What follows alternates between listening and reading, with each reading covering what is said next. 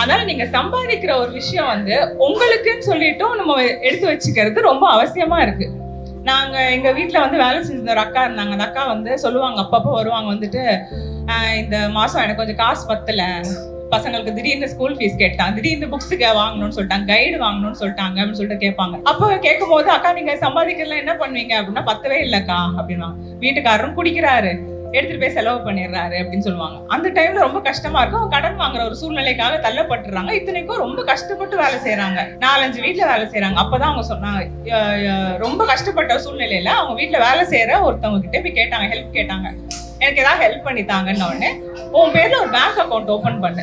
6000 ரூபாய் சம்பாதிக்கிறியா, அதுல 500 ரூபாய் எடுத்து அந்த பேங்க் அக்கௌண்ட்ல போட்டு வை. அது ரொம்ப கஷ்டமா, 500 ரூபாய் இப்ப ரொம்ப கஷ்டமா, 200 ரூபாய் போட்டு வச்சா கூட போதும். ஆனா இவங்க வந்து 500 ரூபாய் தள்ளி வச்சிருக்கு. என்ன ஆனாலும் பாக்கலாம். 6000 ரூபாய் சம்பளமா 1500 ரூபாய், 5500 ரூபான்னு சொல்லிடலாம் அப்படின்னு சொல்லிட்டு சேர்த்து வச்சாங்க.